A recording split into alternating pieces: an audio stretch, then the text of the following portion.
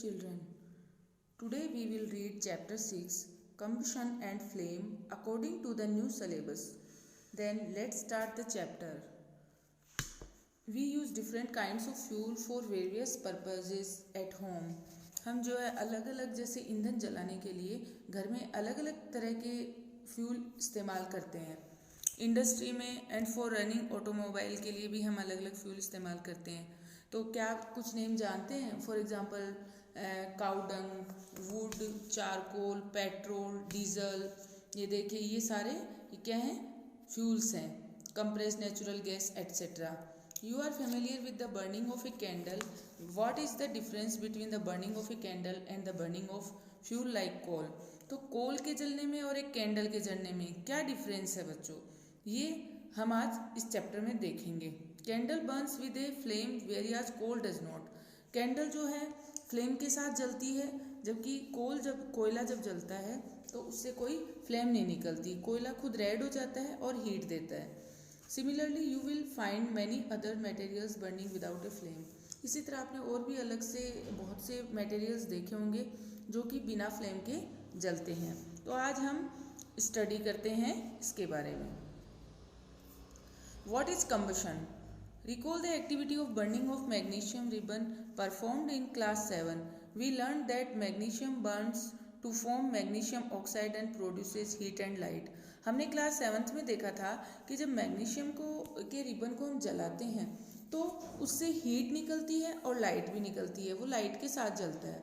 We can perform a similar activity with a piece of charcoal. हम same यही activity एक charcoal के साथ करें तो hold the piece with a pair of tongs and bring it near the flame of candle और a bunsen burner. What do you observe? We find that charcoal burns in air. Charcoal जो है air में जलता है. We know that coal too burns in air producing carbon dioxide, heat and light. ये जो जल के हमें क्या देगा? कार्बन डाइऑक्साइड धुआं देगा और हीट एंड लाइट देगा. तो तीन चीज़ें देता है. कोई भी चीज़ जल के कार्बन डाइऑक्साइड देगी, हीट देगी और लाइट देगी. A chemical process in which a substance react with oxygen to give heat is called combustion. तो combustion कहते किसको है? combustion जो है केमिकल प्रोसेस है बच्चों, ये आपको समझना पड़ेगा. Which a substance react with oxygen, जो एटमॉस्फेयर में ऑक्सीजन प्रेजेंट होती है वहाँ उसकी उपस्थिति में जो हीट निकलती है उसको हम क्या कहते हैं? combustion कहते हैं. The substance that undergo combustion is said to be combustible. और जो सबस्टेंस कम्बशन देता है, जो जलता है, जो सबस्टेंस, उसको हम क्या कहते हैं? Combustible. It is also called a fuel. Combustible को हम फ्यूल के नाम से भी जानते हैं. द फ्यूल में बी सॉलिड, लिक्विड और गैस. जो फ्यूल होता है वो सॉलिड भी हो सकता है, जैसे आपने देखा कोल है, जैसे कोयला. लिक्विड एलपीजी गैस है आपकी, एंड गैस भी हो सकती है. Sometimes light is also given off during combustion either as flame or as a glow. In the reactions mentioned above, magnesium and charcoal are combustible substance. तो हमने यहाँ जैसे मैग्नीशियम की रिबन को जलाया और चारकोल को जलाया तो ये दोनों क्या हो गए? combustible substances. इसी तरह ये कह रहा है, बूजो कह रहा है कि हमारी बॉडी के लिए जो है फ्यूल कौन है? हमारी बॉडी के लिए फ्यूल कौन है? हमारी बॉडी के लिए फ्यूल है, हम जो फूड खाते हैं वो हमारी बॉडी के लिए फ्यूल का काम करता है. नेक्स्ट एक्टिविटी देखिए. ये एक्टिविटी दे रहे हैं 6.1 में कि collect some material like straw, match sticks, kerosene oil, paper, iron nails, stone pieces, glass etcetera under the supervision of. भाई आप अपने जैसे अब घर पे स्कूल में तो है नहीं, तो अपने मम्मी पापा के साथ में जैसे अंडर सुपरविजन में आप देखिए कि कौन सा कंबस्टिबल है और कौन सा नॉन कंबस्टिबल है. ओके. फॉर एग्जांपल कंबस्टिबल मतलब जो जल जाए, जो हीट दे, जो फ्यूल, उसको हम फ्यूल कहेंगे जो कंबस्टिबल होता है. तो जैसे वुड आया, फर्स्ट क्या है? वुड. तो वुड क्या है? कंबस्टिबल है. वुड यहाँ क्या है? कंबस्टिबल होगा. पेपर कंबस्टिबल होगा. आयरन नेल्स नहीं जल सकते तो ये क्या है? नॉन कंबस्टिबल होगा. Kerosene oil combustible. Stone piece non combustible. Straw combustible. Charcoal combustible. Match stick combustible. Glass non combustible. Okay. Can you name some more substances which are combustible? You can add those to table 6.1. आप और भी कुछ अपने घर में देखिए. Let us investigate conditions under which combustion takes place. We find that for combustion air is necessary. ये हमें समझना होगा बच्चों कि combustion के लिए air जो है must है, necessary है air. The candle burns freely in case when air can enter the chimney for below. जैसे आप इस फिगर के अंदर देखिए कि इस फिगर के अंदर देखिए आप यहाँ पर हम देखते हैं कि इसके नीचे देखो दो लकड़ी के गुटके लगा रखे हैं, ऊपर जार है ना, वुडन ब्लॉक्स हैं नीचे लगा रखे हैं इसके अंदर, और इसको चिमनी से ढक रखा है इस कैंडल को. तो इसके नीचे से जो है एयर जा रही है यहाँ से, तो ये कैंडल आराम से जलेगी. उसके बाद इसने क्या किया कि ये जो नीचे जो लगे हुए हैं वुडन ब्लॉक्स, इनको इसने हटा दिया. यहाँ पर वुडन ब्लॉक्स नहीं है, तो ये क्या करेगी, थोड़ी एकदम ये क्या करेगी, झपझप के साथ जलेगी, ढंग से नहीं जलेगी. और उसके बाद हमने क्या किया, तीसरे एक्सपेरिमेंट में हमने क्या किया कि इसको यहाँ से हमने वुडन से कवर अप कर दिया. इसका मतलब क्या हुआ, एयर बिल्कुल पास नहीं हो सकती. तो हमने ये मोमबत्ती को हमने जलाया, तो जैसे ही हम इसको ढकेंगे तो इस जार के अंदर जितनी ऑक्सीजन है वो काम में लेगी 1-2 सेकंड में, और उसके बाद ये मोमबत्ती जो है बुझ जाएगी. इस तरह से हम ये साबित होता है कि कंबशन के लिए एयर बहुत ज़रूरी है. In the sun, heat and light are produced by nuclear reaction. You will learn about this process in higher classes. सन के अंदर जो हीट और लाइट होती है वो जो जिस प्रोसेस के तहत होती है वो कौन सी प्रोसेस होती है, न्यूक्लियर रिएक्शन होती है उसके अंदर, तो वो उसको हम कंबशन नहीं कह सकते. Place a piece of burning wood or charcoal on an iron plate or tawa. Okay, burning wood लो और चारकोल लो. Cover it with a glass jar और ए टम्बलर और a transparent plastic jar. Observe what happens. Does charcoal stops burning after some times. Can you think of reason why it stops burning. भाई ये कह रहा तवे के ऊपर हमने रख दिया उसको और जल गया वो, और हम आयरन प्लेट के ऊपर या किसी पे या तवे के ऊपर रखा और हमने फिर उसको ढक दिया, तो आप देखिए वो जलना बंद हो जाता है. You might have heard that when the clothes of a person catch fire. आपने सुना होगा कि किसी व्यक्ति के जब कपड़ों में आग लग जाती है तो the person is covered with a blanket to extinguish fire. Can you guess why. भाई इस पर्सन ने को हम क्या करते हैं, फिर उसके चारों तरफ हम कंबल लपेट देते हैं, तो उससे क्या होता है, वो फायर जो है बुझ जाती है. तो कैसे बुझ जाती है, वो ऐसे बुझ जाती है कि कंबल जो है एयर के कांटेक्ट को रोक देता है बॉडी में, तो कपड़ों में जो आग लगती है उसके तक एयर नहीं पहुंच पाती, तो उस तक ऑक्सीजन नहीं पहुंच पाती. इससे क्या है कि आग जो है बुझ जाती है. Now recall some your experiences. Does a match sticks burn by itself. क्या मैच स्टिक्स अपने आप जलती है. How does it burn? You must have had an experience burning a piece of paper. Does it burn when a burning matchstick is brought near it? Can you burn a piece of wood by bringing a lighted matchstick near it? भाई आप क्या would को जला सकते हैं जैसे हम paper को मैचस्टिक से जला सकते हैं, वैसे ही हम why do you have to use paper और kerosene oil to start fire in wood और चारकोल. भाई क्यों हमें ज़रूरत पड़ती है वुड या कोल को जलाने के लिए, किसी न किसी केरोसिन ऑयल की या और किसी चीज़ की. तो आगे देखिए, have you heard for forest fire.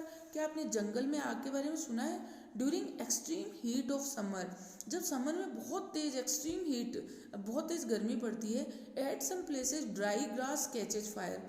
और वहाँ पर क्या होता है कि जो सूखी घास होती है नीचे वो आग पकड़ लेती है from the grass. It spreads to tree.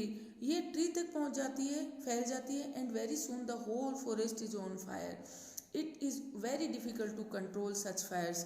और इस आग को जो है कंट्रोल करना बहुत ही मुश्किल हो जाता है. अब जो है ये क्यों मुश्किल हो जाता है, क्योंकि जो गर्मी बहुत ज़्यादा होती है, तो देखिए हर एक पदार्थ का एक फिक्स टेम्परेचर होता है जिसको जहाँ तक आते ही उसमें आग लग जाती है, या उसका टेम्परेचर इतना ज़्यादा हो जाता है कि आग लग जाती है. तो उसको हम क्या कहेंगे उस टेम्परेचर को, तो उस टेम्परेचर को हम कहेंगे इग्निशन टेम्परेचर.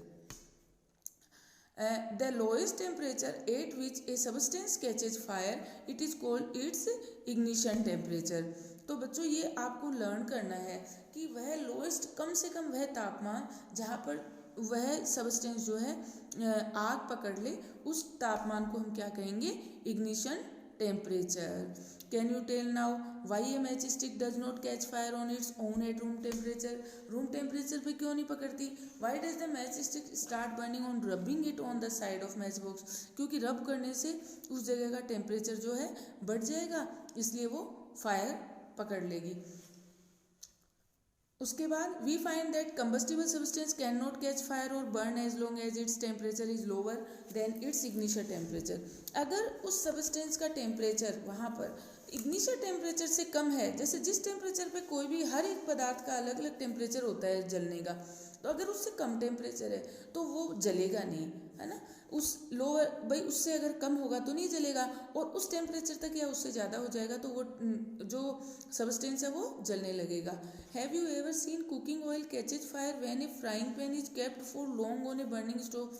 हमने देखा कि कई बार हम जो है जैसे पेन के अंदर हमने तेल डाल दिया और वो रह गया, बहुत देर तक जल रहा है वो गैस के ऊपर.